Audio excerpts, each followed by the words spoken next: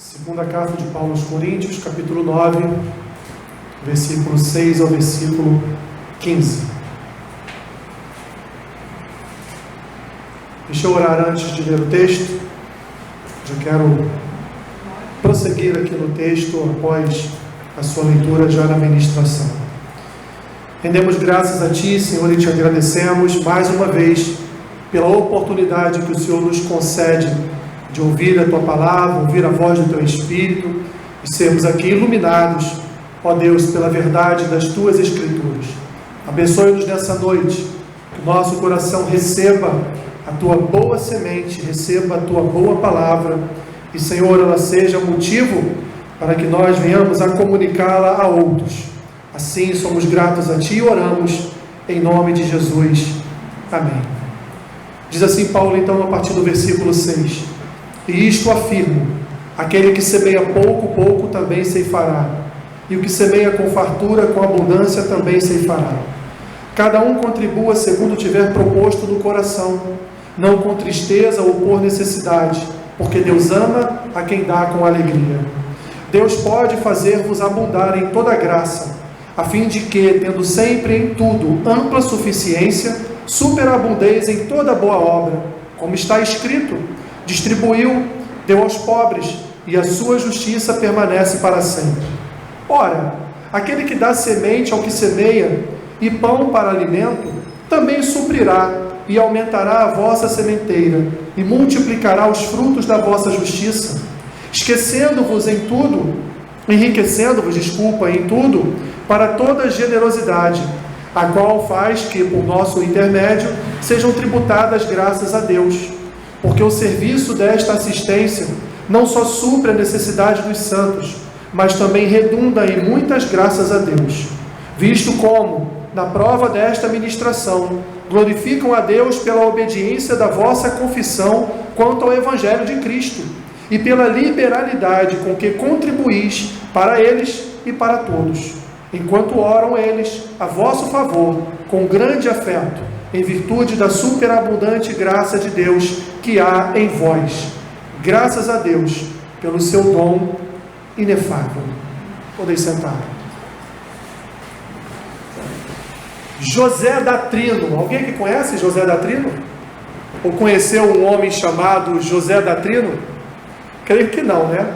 Mas se eu perguntar se vocês conheceram um homem que foi apelidado de o profeta gentileza, você lembra? Você conhece? As pinturas dele lá debaixo do viaduto do gasômetro, né?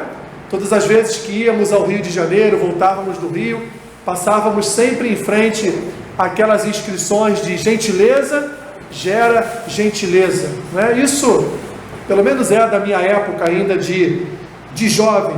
O nome dele era este, José Datrino. Ele tornou-se conhecido profeta da gentileza por conta das suas inscrições, não só ali próximo ao viaduto do gasômetro, mas por quase toda a Avenida Brasil depois de algum tempo, né?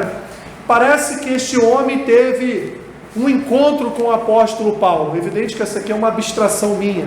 E por que eu digo isso, meus irmãos? Porque Paulo, neste trecho da sua epístola aos Coríntios, Paulo vai falar de generosidade, Paulo vai falar de semeadura, Paulo vai falar aqui de gentileza, e nós vamos ver que em todo o texto, ele vai nos levar a lembrar um pouco deste profeta gentileza, onde ele dizia que gentileza gera gentileza, e aqui Paulo vai dizer que generosidade gera generosidade, que semeadura gera semeadura.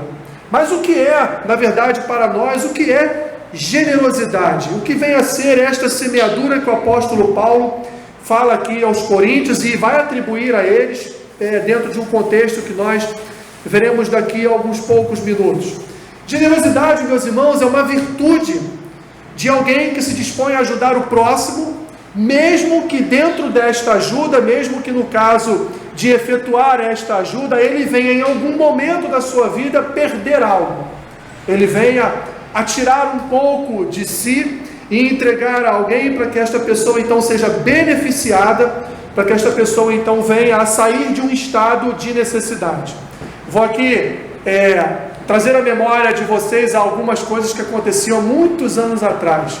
Quando eu era bem pequenininho, de vez em quando batiam a porta lá da nossa casa, e minha mãe está aqui, não pode me deixar mentir, e aí quando eu abria a porta era fulana, vizinha da direita ou vizinho da esquerda, e aí falava, sua mãe está em casa? Tá sim. Eu chamava minha mãe, quando ela chegava na porta, a pessoa falava, poxa, me desculpa Marília, está te importunando, me desculpa estar batendo a sua porta hoje pela manhã, mas é porque eu estou sem açúcar em casa. Você teria 1 quilo de açúcar para me ceder? Você teria um pouquinho de café para me ceder? Você teria 1 quilo de arroz, 1 quilo de feijão? Você já passou por isso alguma vez na sua vida? Isso era muito comum há muitos anos atrás. Isso hoje já não é tão comum assim. Eu acho que, evidentemente, a situação financeira, de um modo geral, ela melhorou um pouco, não é? Nós vivíamos o tempo de que no tempo do Sarney, principalmente, as filas do feijão, né? Para você comprar feijão não tinha, você tinha que enfrentar filas e filas quilométricas. Eu era pequeno, mas eu lembro de todas essas coisas. As pessoas pediam para entrar na sua casa para fazer ligações, lembram disso? Quando só você naquele bairro tinha um telefone, as pessoas iam na sua casa, deixa eu fazer uma ligaçãozinha para o meu tio, para minha tia, para o meu pai, para minha mãe, e aí acabava que a sua casa virava uma central telefônica, né? Porque todos os vizinhos sempre usavam. Isso era, meus irmãos, isso era um tempo de gentilezas, tempo de generosidade, tempo onde nós tínhamos prazer de ceder algo das nossas vidas para ajudar as pessoas, fosse um pouco de açúcar, um pouco de café, uma ligação telefônica, um cruzeiro real emprestado, fosse alguma coisa, nós tínhamos essa alegria no coração de doar, de ajudar, de ver o nosso irmão ali num estado de necessidade em algum momento da sua vida e estar ali prestando auxílio a ele, não para dizer que nós éramos bons, mas por ajudar aquela pessoa em amor, porque nós não queríamos ver aquela pessoa passando por certos tipos de dificuldades.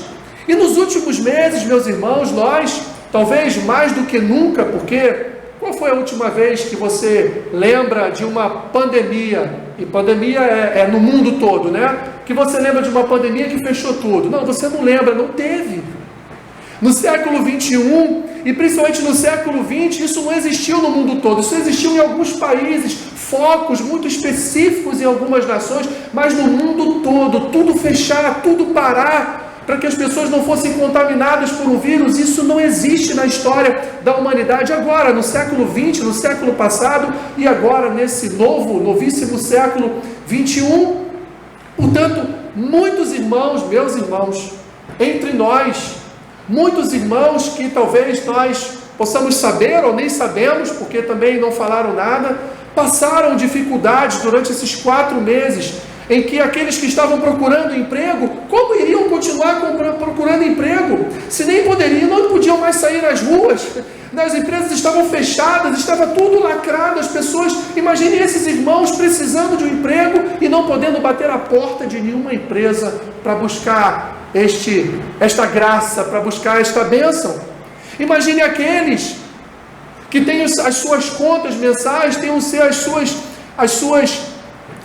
a sua agenda financeira toda certinha, batendo ali sempre no 0 a 0, ou sobra 10 reais de cá, falta 10 reais de lá, tem o seu salário reduzido por conta de uma pandemia, ou muitos outros que simplesmente perderam seus empregos, deixaram de exercer o seu ofício. Eu, na minha área, por exemplo, o direito, muitos advogados estão fechando escritórios, meus irmãos, eu conheço um advogado que começou a lavar carro para ganhar dinheiro, um homem que tinha um escritório, fechou o escritório, porque não tem mais audiência, porque não tem mais agenda para ele, porque ele não tem mais nem como, agora sim, mas durante a pandemia não tinha nem mais como dar entrada numa petição, dar entrada numa ação. E, aliás, ninguém procurou o escritório de advocacia durante esse período. Imagine, meus irmãos, quantas pessoas entre nós passaram extremas dificuldades durante este período. E o contexto da nossa realidade hoje é exatamente o contexto que estava acontecendo no período do apóstolo Paulo. Lá em Atos, capítulo 11, um profeta chamado Ágabo, ele vai profetizar que viria fome sobre todo o mundo. E algum tempo depois essa fome chegou. E nós já vamos ver lá em Atos capítulo 20, Paulo reunindo um grupo de homens, entre eles Timóteo, para que eles fossem às regiões da Acaia, às regiões da Macedônia, nas igrejas daquela região, recolher contribuições para a igreja de Jerusalém, para a igreja da Judéia, porque eles estavam lá, os pobres da Judéia estavam passando fome. Um contexto um pouco parecido com o nosso contexto. Eu lembro que em minhas ministrações através do YouTube, eu sempre falava para os irmãos, levava os irmãos a pensarem quantas igrejas fecharam as suas portas e não reabriram agora, fecharam mesmo, porque os seus pastores dependiam do salário daquela igreja, dependiam do povo dizimar, ofertar, e com as igrejas fechadas, muitos deixaram de dizimar e ofertar, uns por questão de necessidade, não poderiam mais porque perderam seus empregos, outros porque não tiveram mais contato com a igreja, não foram até o pastor, não procuraram o pastor. Mas eu tenho testemunhos belíssimos, meus irmãos, de irmãos que foram à casa de pastores para falar: eu vim entregar meu dízimo, porque eu sei que o Senhor vive da igreja. E o Senhor é honrado, e o Senhor merece a paga do seu salário. Eu tenho esses testemunhos também maravilhosos da graça de Deus, mas infelizmente muitas portas de igreja foram fechadas, meus irmãos, porque não tiveram mais como pagar um aluguel, uma conta de luz, uma conta de água, durante esses 4 meses em que tudo esteve fechado. E os pastores tiveram que procurar emprego. Tiveram que trabalhar para sustentar as suas famílias e procurar emprego aonde, quando e como.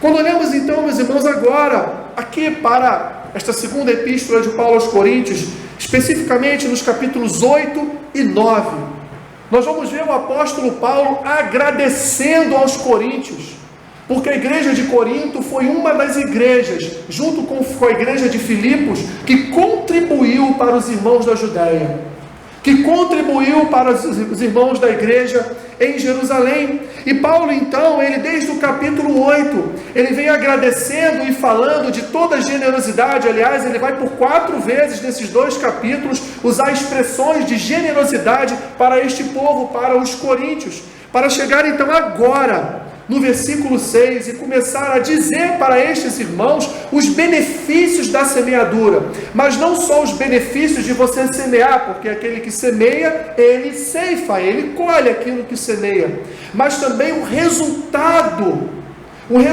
da semeadura dos coríntios na igreja de Jerusalém. Qual foi este resultado?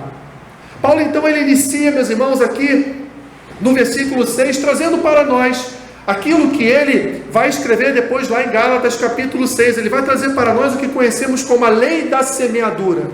Ele então abre este trecho da sua palavra, dizendo àquele povo: olha, Coríntios, aqueles que semeiam pouco também eles vão ceifar, mas aqueles que semeiam com abundância, com fartura, vão também com abundância ceifar, vão receber também a paga de igual maneira daquilo que você semeou, daquilo que você plantou. Mas ele vai trazer algo que é importantíssimo, meus irmãos, para quem semeia, para quem oferta, para quem ajuda o seu irmão.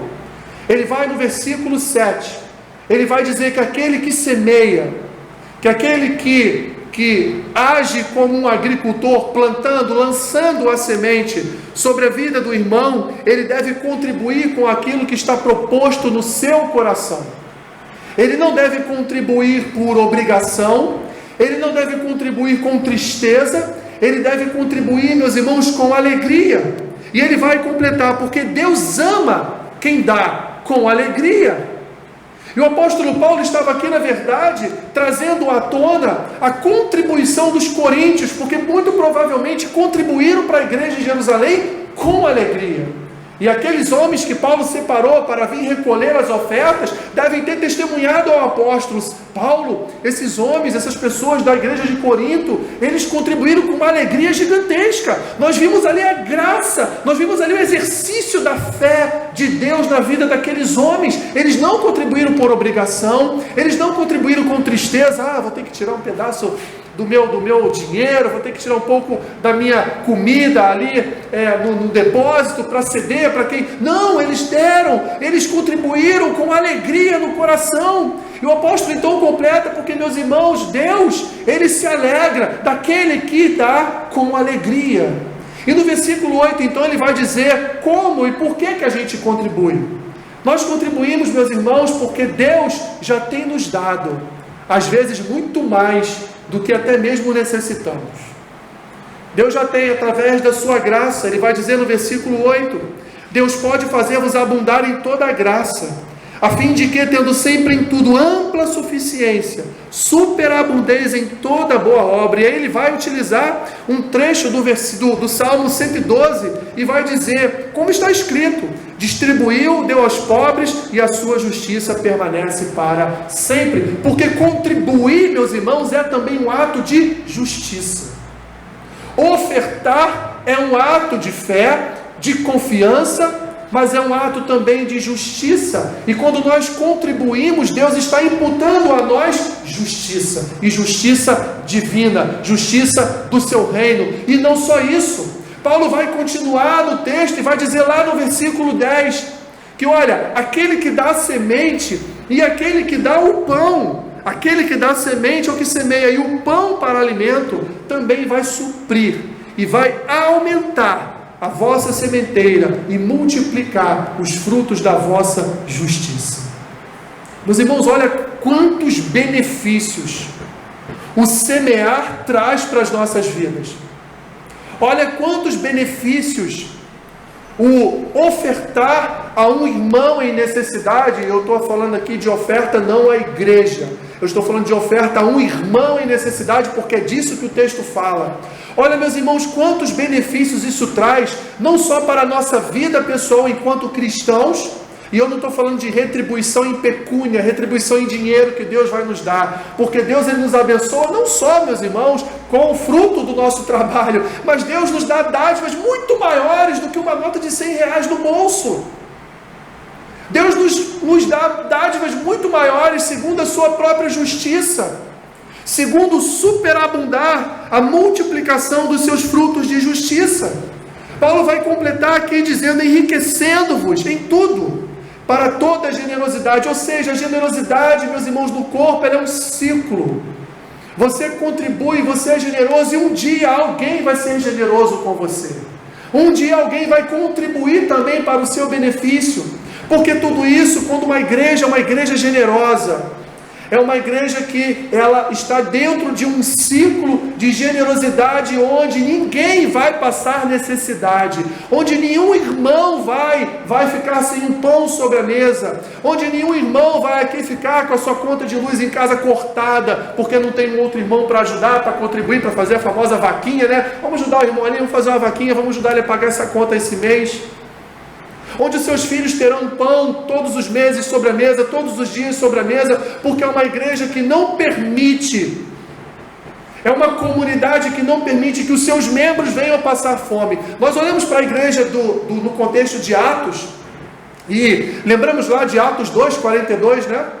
Olhamos para aquela igreja e o que eles faziam? Eles vendiam seus bens para distribuir o fruto daquela venda para os pobres da igreja. Aí nós olhamos para a igreja em Atos e lembramos só de Atos capítulo 2, o derramar do Espírito. Isso não acontece mais, a gente não vê mais o poder de Deus como a gente via naquela igreja. Mas, meus irmãos, vamos para os pilares da igreja, vamos para os fundamentos da igreja. Aquela igreja, em todos os contextos, era uma igreja diferente. Era uma igreja piedosa. E quanta dificuldade nós temos de ouvir essa palavra hoje, piedade. Era uma igreja misericordiosa. Era uma igreja que não permitia que algum irmão passasse por dificuldades. Era uma igreja que, o pessoal diz hoje, chegava junto. Era uma igreja que ajudava, contribuía. Era uma igreja que entregava as cestas básicas na mão do irmão na casa do irmão em dificuldade. Era uma igreja, meus irmãos, que tinha alegria do Espírito na contribuição, na ajuda ao seu irmão. E Paulo vai trazer, meus irmãos, Paulo vai trazer ainda dentro do texto, dentro do contexto dessa palavra, ele vai dizer que por toda esta contribuição, a igreja em Jerusalém, ela ficou tão agradecida aos coríntios pela contribuição, pela ajuda no seu momento de necessidade, que eles chegaram e começaram a interceder pela igreja de Corinto. Paulo vai dizer que eles, além de darem graças a Deus por toda a ajuda, além de agradecerem ao Senhor, porque eles viram que o fruto daquela ajuda ali era proveniente de uma ação milagrosa de Deus, de uma ação do Espírito Santo de Deus, eles ainda iam colocar aqueles irmãos daquela igreja na sua intercessão diária, orando por aqueles irmãos todos os dias, para que Deus multiplicasse a sua vida financeira, para que Deus multiplicasse a da sua vida pessoal, para que eles continuassem então a contribuir, não só com Jerusalém, mas contribuir com tantas e tantas outras igrejas que naquele período poderiam estar passando também pela mesma dificuldade dos pobres de Jerusalém. Paulo, meus irmãos, ele vai dividir e no final ele termina, graças a Deus pelo seu dom inefável. Paulo vai dividir esse texto em duas partes. A primeira parte do versículo 6 ao versículo 11 e a segunda parte do versículo 12 ao versículo 15. Do versículo 6, meus irmãos, ao versículo 11, Paulo vai apresentar a lei da semeadura, que nós tanto conhecemos, às vezes de uma forma errônea, mas nós conhecemos. A lei da semeadura vinculada à graça de Deus. A lei da semeadura vinculada às bênçãos de Deus. Paulo vai expressar isso do versículo 6 ao versículo 11. Do versículo 12 ao versículo 15, Paulo vai trazer os benefícios da semeadura. Paulo vai apresentar aos coríntios todos os benefícios das contribuições que os coríntios fizeram à igreja em Jerusalém. Mas o que é, meus irmãos, na verdade, semear? O que significa dentro do cristianismo, dentro da Bíblia, dentro das Escrituras, essa expressão semear ou semeadura? Semear, meus irmãos, no nosso contexto é confiar. Confiar que Deus já tem provido o necessário para compartilhar com quem? Com o seu filho em casa? Com o seu marido? Com a sua esposa? Não, para compartilhar com aqueles que estão na igreja e necessitam da sua ajuda, necessitam da sua contribuição. Lembra lá da pessoa batendo na porta da tua casa e te pedindo 1 quilo de açúcar? É por aí. Então, confiar, semear, meus irmãos, é na verdade confiar que Deus já tem nos abençoado de tal forma que nós podemos ser contribuintes, podemos ser ofertantes, podemos ser pessoas, instrumentos de Deus para contribuir a outros. Não só isso, a contribuição, meus irmãos, o apóstolo Paulo vai dizer isso a nós, eu já li esse texto com vocês. O apóstolo Paulo vai nos dizer que a contribuição é segundo, meus irmãos, ou na medida de um coração generoso. Um coração que não é generoso não contribui com nada, né? Só olha para o seu próprio umbigo. Mas um coração generoso, meus irmãos, ele vai contribuir sim. Contribuir em que medida? Vai contribuir na medida da generosidade e da graça, meus irmãos, que ele já tem experimentado através das bênçãos de Deus. Em resumo, resumindo ali aqueles versículos 6 até o 8, o que conduz, meus irmãos, a nossa oferta, o que conduz o nosso estender as mãos para os nossos irmãos é o amor. É isso. Tudo vai se resumir aqui neste momento ao amor. A generosidade do nosso coração nada mais é, traduzindo, nada mais é do que um amor. O amor que nos conduz a sermos generosos com outros irmãos. O amor que nos conduz a contribuir e ajudar o nosso irmão quando ele se encontra em necessidade. Por exemplo, quando vamos tomar um copo de água, você está com sede e vai tomar água. Você vai encher o copo na medida da sua sede, não é assim que funciona? Ou pelo menos deveria ser assim, né? Você vai encher o copo ali na medida da sua sede. Você está com muita sede, você toma até 2 copos de água, ou 3 até. Mas quando você está com pouca sede, você põe só metade de um copinho de água e toma um pouquinho. Uma pessoa que não desperdiça a água, ela faz assim. A generosidade, meus irmãos, a contribuição é a mesma coisa na medida do nosso coração. Se o seu coração é um copo cheio de água, ele vai contribuir bastante. Mas se o seu coração é um coração que ele é meio copo de água, ele vai contribuir na medida do meio copo de água. Porque é isso que o apóstolo Paulo apresenta aos coríntios. Você não precisa fazer uma necessidade na sua vida para contribuir para o seu irmão. Você deve contribuir segundo aquilo que você pode. Você deve contribuir segundo a sede que você possui naquele momento de contribuir, de ajudar o seu irmão. O apóstolo Paulo, então, meus irmãos, ele traz para nós a lei da semeadura.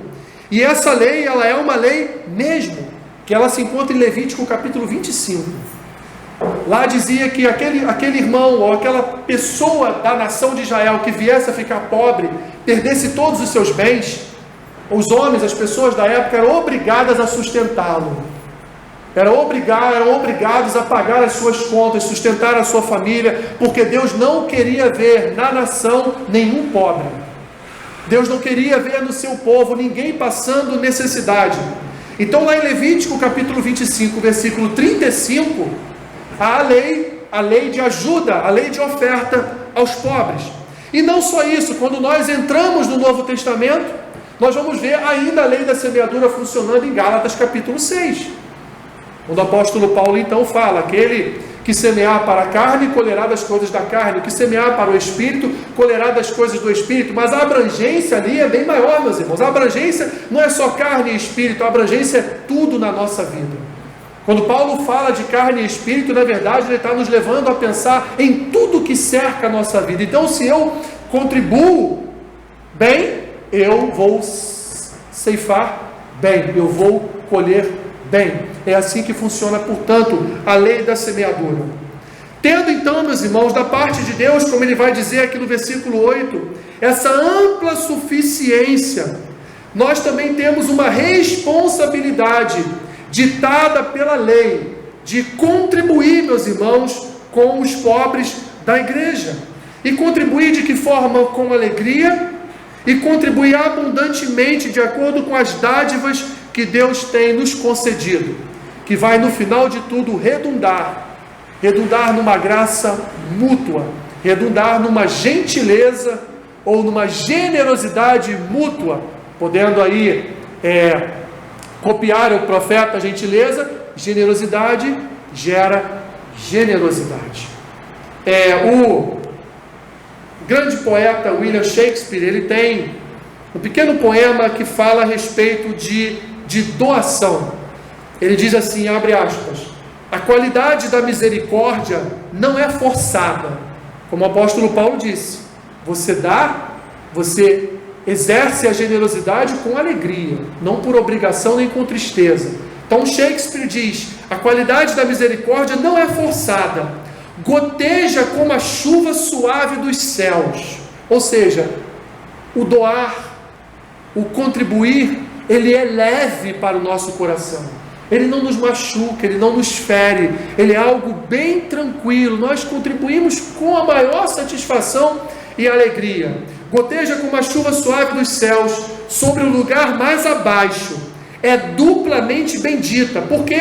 Porque abençoa quem dá e também abençoa quem recebe. Fecha aspas. É um poema de William Shakespeare. E a palavra de Deus diz o quê? Melhor é dar do que receber. Que maravilha, meus irmãos. Contribuição não é só um ato de você dar. Por trás da contribuição, da oferta, da ajuda a um irmão necessitado, tem tantas e tantas dádivas espirituais, meus irmãos. Tem tantas bênçãos por trás disso. Muito mais bênçãos no dar do que receber. Porque senão a palavra dizia, né? O melhor é receber do que dar. Mas a palavra não diz isso. Ela diz, melhor é dar do que receber. Você fica mais feliz quando você dá um presente a alguém ou você recebe? Por favor, se você vai responder que quando você recebe, nem levanta a mão. Eu gosto muito de dar presente. Eu prefiro presentear. E vou dizer para os irmãos, quando eu sou presenteado, eu fico até constrangido. Porque eu sou muito tímido. Eu fico nervoso quando eu sou presenteado. Então eu prefiro dar um livro, eu prefiro dar um presente, do que propriamente receber. Porque de fato, meus irmãos, para um coração em Cristo, muito melhor é você se doar e dar algo a alguém do que você receber. Você fica muito mais feliz quando você vê o seu irmão feliz com algo que você concedeu a ele, com algo que você entregou em suas mãos. Você vê a felicidade no rosto do irmão, você fica feliz. Você regozija com o irmão, você alegre-se com o irmão quando ele recebe. Mas, meus irmãos, infelizmente, dentro ainda da lei da semeadura, muitos não entendem, meus irmãos, e acham que quanto mais eles contribuírem, mais eles vão receber. Mas o principal da semeadura não é, meus irmãos, uma troca com Deus, como os profetas da prosperidade proclamam aos quatro ventos por aí. O melhor, o âmago, o principal, o pilar da semeadura, meus irmãos, da oferta, é glorificar e expressar o amor de Deus. É fomentar no corpo essa questão desse ciclo de generosidade, de ajuda aos irmãos.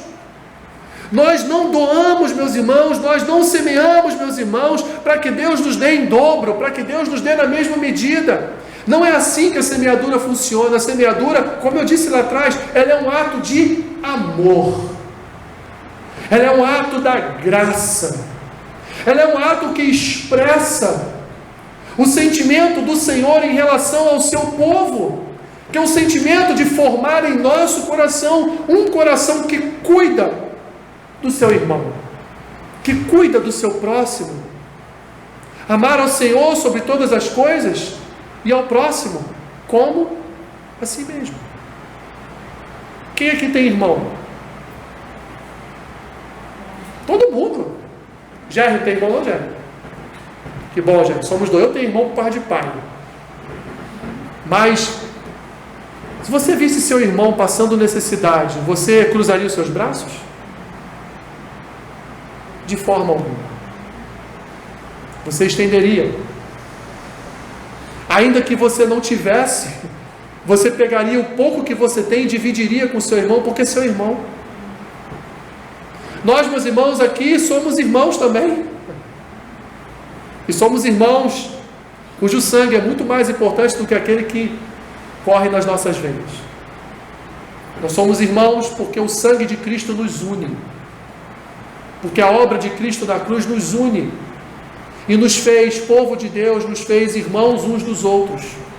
E da mesma forma que você ajuda o teu irmão de sangue, o teu irmão carnal, você pode também ter essa mesma compaixão, essa mesma piedade do seu irmão espiritual, do seu irmão em Cristo. Por boa semeadura, meus irmãos, entende-se a liberalidade do coração e não o valor que é doado. Porque aquele pouco que você pode ajudar o seu irmão, para ele pode ser muito. Você fala, poxa, eu queria ajudar mais, mas não posso agora, estou dando tão pouco. Mas às vezes para aquele irmão, aquele pouco que você deu, para ele é muito. Porque é assim que funciona, meus irmãos, a lei da semeadura. Na segunda parte, meus irmãos, estou aqui caminhando para o fim. Na segunda parte do texto, do versículo 12 até o versículo 15, Paulo vai apresentar aos coríntios os resultados da semeadura deles. Paulo vai testemunhar aos coríntios o resultado do dar, do doar, do semear, do contribuir. Vamos ver nesses versículos então, meus irmãos, o resultado de toda a generosidade dos irmãos lá da igreja de Corinto. Primeiro, os crentes pobres da igreja de Jerusalém foram satisfeitos em suas necessidades. Esse é o principal benefício. Esse é o principal resultado, que aquelas ofertas, aquelas coletas chegaram até Jerusalém e ajudaram aqueles irmãos a não passarem mais fome. Ajudaram, contribuíram aqueles irmãos a terem uma vida diferente, a não estarem mais mendigando o pão. Segundo, essa generosidade dos coríntios, meus irmãos, levou a igreja de Jerusalém a louvar a Deus, na certeza de que esta ação de doação foi uma ação do Espírito Santo no coração dos coríntios. Em resumo, foi uma obra de Deus. Quando nós ajudamos o irmão, quando nós contribuímos e ajudamos o irmão na sua necessidade, quando é um irmão em Cristo de verdade, a primeira coisa que ele faz é o quê? Graças a Deus. Glórias a Deus, meu irmão. Deus te enviou como socorro na minha vida. É a primeira coisa que o crente fala. Deus te enviou, meu irmão, com suprimento para minha casa. Glórias a Deus por isso. A contribuição dos coríntios levou a igreja de Jerusalém a dar graças a Deus, a glorificar o nome de Deus, a testemunhar a operação milagrosa do Espírito Santo na vida dos irmãos coríntios. Olha o que diz no versículo 12: porque o serviço desta assistência não só supre a necessidade dos santos, mas também redunda em muitas graças a Deus, visto como na prova desta ministração, ou seja, na prova desta doação, na prova desta generosidade, na prova desta contribuição, glorificam a Deus pela obediência da vossa confissão contra o Evangelho de Cristo e pela liberalidade com que contribuís para eles e para todos. A contribuição levou aquela igreja em Jerusalém a louvar a Deus. Terceiro, diante deste quadro, meus irmãos, diante deste quadro da generosidade ou da benignidade do Senhor, foi criado naquela igreja um senso de gratidão ao Senhor, que levou aquele povo de Jerusalém a melhorar a sua vida espiritual como crentes, porque agora eles se alegravam com o cuidado do Senhor e se alegravam com o interesse que Deus teve de usar outros irmãos para ajudar a vida deles. Quantas vezes você já se sentiu só? Quantas vezes você orava e dizia: Senhor, onde o Senhor está? O Senhor me abandonou? Não vejo mais a sua mão, eu não vejo mais a sua graça, eu não consigo mais enxergar as suas respostas às minhas orações, o Senhor não quer me responder, o Senhor está em silêncio, o Senhor se calou. Mas quando Deus, meus irmãos, responde às nossas orações, o que nós fazemos? Glorificamos ao Senhor, rendemos graças ao Senhor e testemunhamos o quê? Deus cuida de mim, Deus cuida da minha vida, Deus se preocupa comigo. Quando aqueles irmãos de Jerusalém receberam as doações, não só dos coríntios, mas das igrejas da Macedônia e da Acaia, aqueles irmãos se sentiram cuidados por Deus. Aqueles irmãos sentiram sobre eles as dádivas de Deus. Eles olharam para Deus e viram: o Senhor é um Deus que cuida. O Senhor é um Deus que de fato não permite que o seu povo passe dificuldade. O Senhor é um Deus que envia provisão. Tu és de fato, como diz o salmista, Tu és o socorro bem presente. Tu és o nosso refúgio e fortaleza. De fato, um justo não mendigará o pão, é uma promessa da Tua palavra, e o Senhor hoje, através destas contribuições, o Senhor está testemunhando para nós que o Senhor nos ama e cuida de nós. Que maravilha isso, meus irmãos! Que maravilha, que milagre é esse? Que uma contribuição gera em todo um corpo, gera em toda uma igreja, gera em toda uma comunidade de fé, porque ali eles se sentiram privilegiados por Deus, da sua fome, da sua miséria, naquele momento encerrar e as suas vidas serem abastecidas pelo milagre do Senhor. Em quarto resultado, meus irmãos, dessa generosidade, todos na igreja dariam glórias a Deus, por causa de um bem geral, por causa desse ciclo virtuoso da graça e da obediência a Cristo, que iria conduzir, meus irmãos, as bênçãos tanto para quem dá, quanto para quem recebe. Cria-se um ciclo no povo de Deus, onde aquela igreja vive este ciclo da graça, do mover do Espírito, da generosidade de cada um dos irmãos, e aí entre aquele povo, naquela comunidade, ninguém passa fome. Ninguém tem dificuldades na sua vida, porque sempre tem um irmão chegando junto. Isso gerou na igreja de Jerusalém esse movimento, esse ciclo da graça, da generosidade, onde, nós temos que contribuir, nós temos que ajudar, nós temos que participar, nós temos que ter um coração generoso, porque quando nós semeamos, nós colhemos. Quando nós somos generosos, outros serão generosos para conosco. É um ciclo do amor, é um ciclo da graça. Em quinto e último, os crentes de Jerusalém, agradecidos pela generosidade dos gentios de Corinto, alguns gentios lá de Corinto, porque a igreja de Corinto era formada em sua totalidade por gentios, por gregos, por homens que não eram judeus, que não eram circuncidados, que não olhavam para a lei mosaica, mas eram homens que olhavam para o Evangelho de Cristo, e estes gentios contribuíram para aqueles judeus da igreja de Jerusalém. Então eles olhavam agora para esses homens, e eles agora olhavam com um olhar diferente. Eles agora estavam orando pela vida desses homens, orando pelo bem-estar desses homens. Eles tinham agora esses homens como os principais alvos das suas orações. Paulo vai dizer, versículo 14: enquanto oram eles a vosso favor, com grande afeto, em virtude da superabundante graça de Deus que há em vós. Que maravilhas, meus irmãos! Antes, judeus que olhavam para os gentios com algumas reticências, agora olham para aqueles gentios e os tratam como pessoas de fato, pessoas, homens de Deus, uma comunidade de fé, uma comunidade do Senhor, que contribuiu e ajudou, e agora estes gentios, que são da igreja de Corinto, fazem parte, são alvos das orações dos judeus de Jerusalém, daqueles que faziam parte do corpo da igreja em Jerusalém. Paulo então termina o último versículo, versículo 15.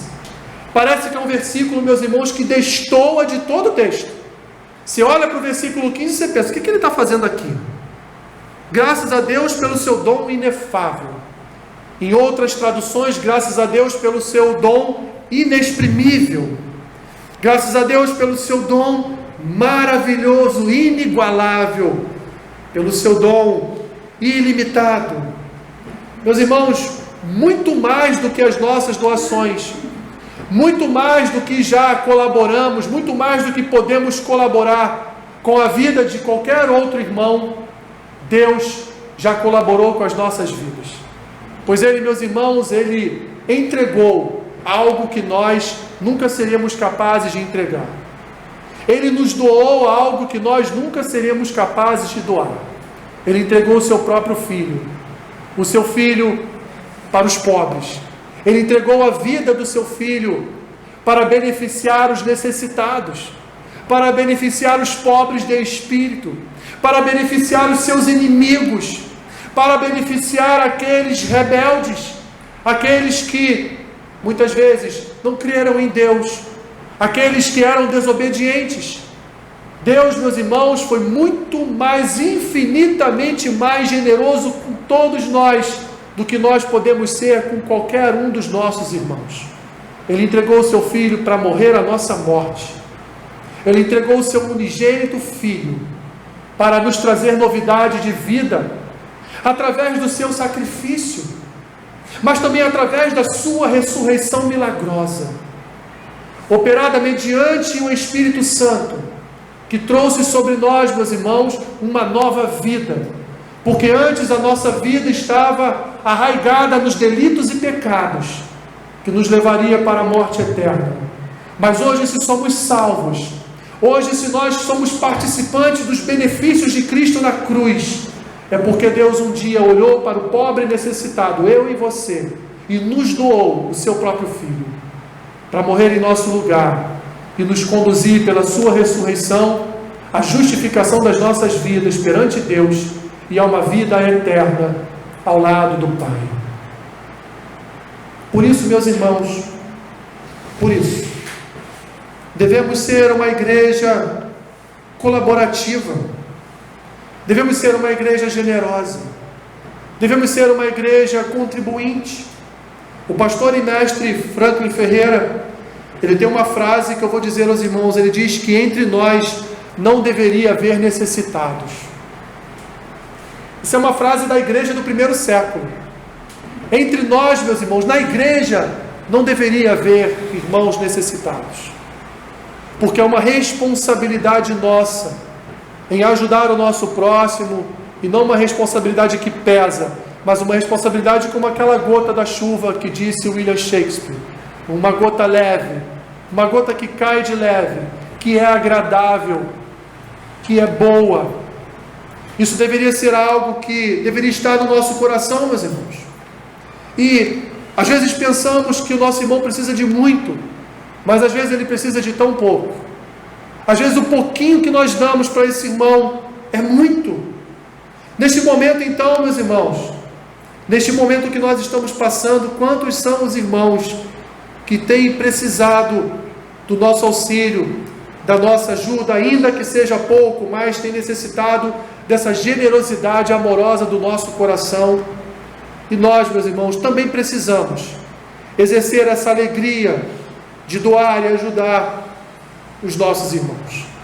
As Escrituras nos trazem diversas advertências de que, meus irmãos, devemos ajudar os nossos irmãos, mas prioritariamente órfãos, viúvas e os pobres.